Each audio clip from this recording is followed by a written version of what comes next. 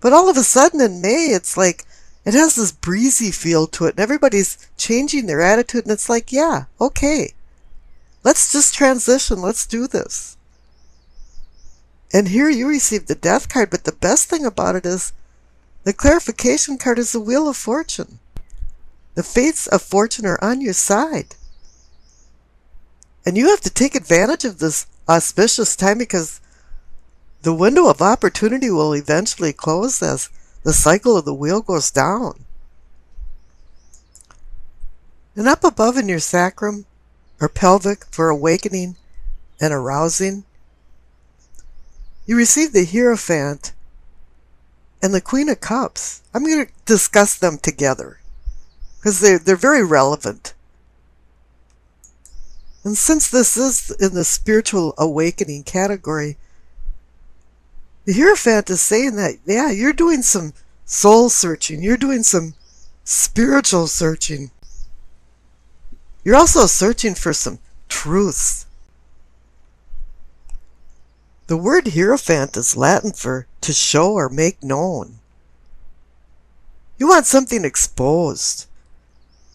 You want to understand some cosmic concepts. You want to enhance some connection to the divine and bring it down to the earthly realm. That's why there's the presence of the Queen of Cups.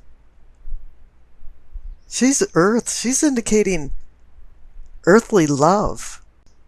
This brings in the idea of agape, which means love in Greek, but in modern days it's more like brotherly love. It doesn't have a sexual connotation to it.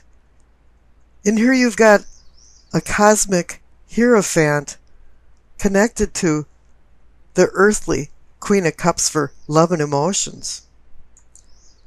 It's like you're seeking a higher self, somebody that's going to be doing things without desire. Or maybe said best, giving unselfish love. And this seems to be the quest of your spiritual self. And this seems to be the quest of your spiritual awakening. Now up above, in your solar plexus for sensing and feeling, you receive the Sun card twice. This indicating that there's a new day dawning. It's offering clarity, understanding, and fulfillment. Suddenly things are coming into focus from the nourishing lifeline rays of the sun. It's like there's some kind of purification going on. You know, you've been walking in the obscure path of the moon, and all of a sudden the sun rises. The sun portends success, abundance, and joy. That your unconscious inner self is in balance with your conscious foreself. As usual, there's rocky roads ahead, but you're optimistic and emotionally prepared for what comes your way now. You've overcome your shadow self. And the illumination of the sun is a spiritual enlightenment. And that's what you were seeking down in the pelvic and sacrum area with the Hierophant. A spiritual enlightenment. A light that draws you towards it. You know, the word illumination in Latin actually means spiritual enlightenment. But to acquire the happiness of the sun, you need to have simplicity. It just boils down to honesty and sincerity. Unpretentiousness. That brings an indescribable wholeness of being. All of a sudden now you're just feeling the joy of living and the delight of being alive. Now the center cards for the heart of the matter. Receive the Knight of Cups and the King of Cups. And there's a lot of water and emotion energy going on here because you've got the Queen of Cups next to the Hierophant. So you've got 3 out of 4 court cards from Cups. This reading has to do with your emotional well-being and it moving forward to more deeper bonds, more deeper emotional bonds. The Knight is offering the cup of opportunity. which is filled with emotions and love. And the King of Cups is the apex of emotional control. And he's also one that assists in ameliorating a broken heart or a hurt heart. And he's connected to the Ten of Swords from the past. He's there to say, yeah, it's okay. Let's just move on. We can love again.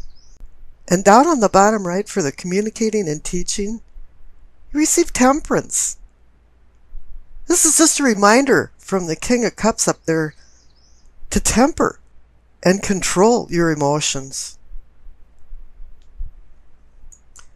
But Temperance is one of the major arcana cards that can breach the conscious to the unconscious side. And it appears now that they're meshing. And you're going into balance. And the clarification card is the Chariot. He's reminding you too of having discipline and self-control. He's working off temperance. They're both about tempering and moderating your behavior, your emotions. And this is reinforced above for the third eye for seeing and envisioning. You received another major arcana card, the Strength. Yeah, it's saying to temper the beast inside you and identify the beast inside other people that surround you. It's saying to have the strength to overcome your obstacles and divine courage to overcome fear, to find patience. And once you overcome fear, you acquire confidence. And the clarification card is the Nine of Cups. It's the Wish card. This card keeps showing up over and over again in these May readings. And I keep saying, curiosity killed the cat. And everybody forgets the second line. Satisfaction brought him back. And the Nine of Cups is about satisfaction and contentment in your life. Now up above, for the crown of knowing and understanding, you receive the Queen of Cups again. So this is connected to the Hierophant and Queen of Cups down in your spiritual awakening. She's connecting again to the Hierophant for seeking the truth, finding love, knowing what agape is, knowing that you're searching for brotherly love as well as intense carnal love. But once again, there's a few storm clouds over the kingdom because the clarification card is the Three of Swords. The Heartbreak card, the one that checks you into Heartbreak Hotel. You've had some ups and downs. And usually this card indicates that there's been some kind of severed ties. Or something that happened that broke your heart. Sometimes they say it's a triangle of lovers. 3 involved. Maybe somebody's married and somebody's not. This could even be some wounds from some painful rejection. But whatever happened is now bumping you into a new reality. Because I pulled another clarification card for the Queen of Cups and the Three of Swords and you received the Ace of Pentacles. Yeah, Pentacles means Capricorn. You're now given a new beginning. It's really up to you to accept this one pentacle with the promise of more. But you have to do the hard work for this to become a reality. Now, we've already discussed the past cards, so let's jump over to the future cards because the main future card, once again, is the Ace of Pentacles, just in case you missed the message. Up above with the Queen and the Three of Swords, there's the Ace of Pentacles again. Yes, the Ace of Pentacles is extending possible gifts of value and fates of fortune for wealth. But it's not only probably wealth, but it's health and your emotional well-being. It's giving you a real-time potential for success with money and in business matters, and maybe eclipsing some financial struggles that you've had in the past. Rome wasn't built in a day, but it's time for you to get started and roll up your sleeves and get to work on your new beginnings. Now the clarification card is the Ten of Wands. It's indicating that there's going to be a lot of work and responsibility starting anew. Because you're in this death transformation, and I know this Ten of Wands is connected to the Ten of Swords from the past, but I certainly would rather have the Ten of Wands than the Ten of Swords. You can eventually lighten your load, but right now you have to take advantage of these two Ace of Pentacles, because the Wheel of Fortune is going to close the window. And then he's connected to the Sun card for enlightenment, celestial, spiritual enlightenment. Now the Queen of Pentacles is bringing knowledge and understanding of practical matters. She's a pragmatist. She feels like planning and setting goals will organize her life for future security. You know, she believes in rolling up her sleeves and doing hard work to acquire the goals that she achieves. And at the same time, she's teaching you to be reliable and emotionally mature.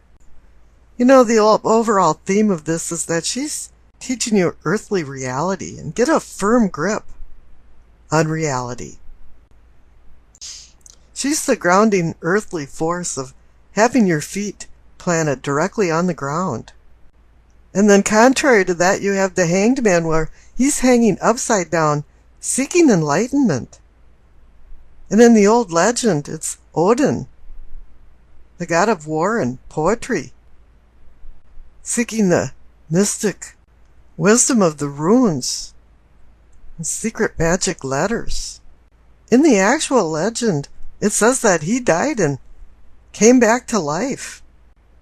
And basically, he sacrificed himself for this wisdom. So with this card, it actually does say there is some type of sacrifice involved in acquiring the wisdom that you seek. But it's not only wisdom that you seek, it's a rebirth, a spiritual rebirth. His lessons is to stop controlling the physical world around you. Quit trying to put a square peg in a round hole and let things go with the more natural flow. And once you acquire some of this wisdom, then you're going to start seeing things in a different light. And it is time to relinquish the old ideas and beliefs, because the new are avidly seeking their place.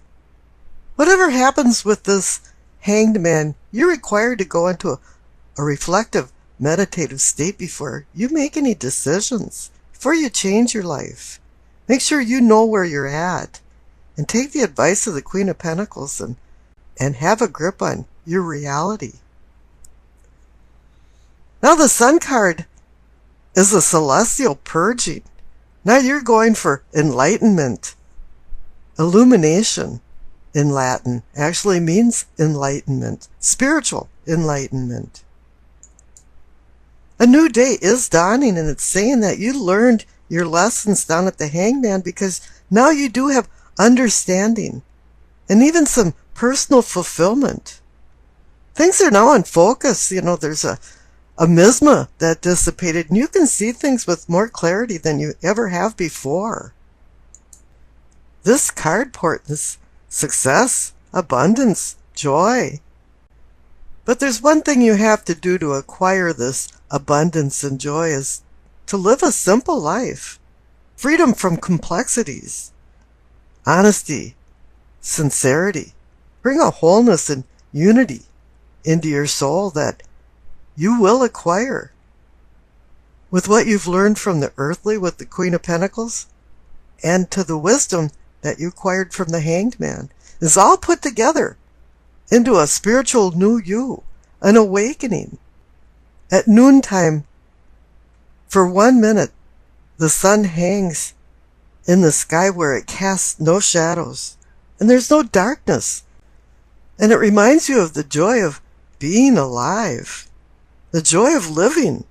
So you've hit a superlative somewhere with these cards. Now I rolled the dice, and you received Aquarius, the South Node, and the 7th house. The north and south nodes are mathematical points that takes into account the relationships between the sun, moon, and the earth. The south nodes are gifts from your karmic past, accumulated spiritual life lessons, and is a place where you will pass no more. All eclipses occur near the lunar nodes where the moon's path crosses the sun's path in the sky. Now with Aquarius in the 7th house of partnerships, it's saying here that you want love from a distance, which means autonomy, but together. Now how does that work? With the Queen of Pentacles overseeing practical matters, this might sound like a great idea of having a relationship with no fuss and no muss. Yeah, I'll see ya, And this might be good in theory, but it's going to be really bad in practice. Because this is an imperfect world.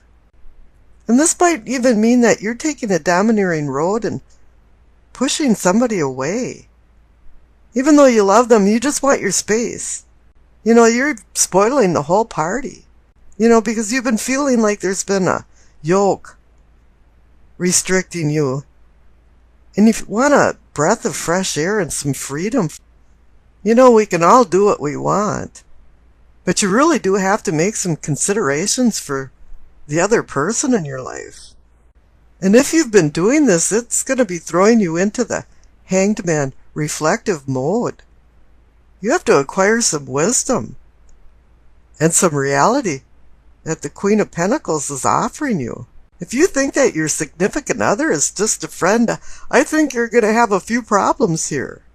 You have to lighten up a little bit on some demands, and then the sun will shine on your relationship. But you have to keep everything real and keep reminding yourself that you have to be a team player. You can convince yourself that head over heart always works, and you can hide your feelings under some stolid shroud of contempt, but that's not going to work this time. The South Node can be somewhat negative, and hopefully you've earned in the past and learned so that you can depend on this knowledge to go forward with the present and future. Whatever comes back to you from the past is unresolved issues that are going to rear their ugly head. And you have to be prepared for these challenges. Karma is going to repeat actions, and it's going to feel like a déjà vu, or the old joke, déjà vu again. You're going to have this persistent feeling that you've lived through this or seen this before. And it's a real haunting feeling. So hopefully this time around your performance won't be some type of showstopper. And you can put some of these issues to bed if you can resolve them. And scary as it may sound, you might be experiencing real flashbacks. And if all this is true, the Queen of Pentacles is going to help you batten down the hatches and remind you not to lose touch with reality. And the Hangman is there to bring forth the wisdom that you've squirreled away for a rainy day. When the storm does blow over, the fog will lift and the sun will begin to shine on your newfound knowledge. As much as you hate to admit it, you're still on planet Earth, and you have to commiserate with other people to keep your relationships going. And the Hangman wants you to reflect on this so you can reinvent yourself, so you can be rewarded with the sun and maybe have a glimmer of the purpose of your life.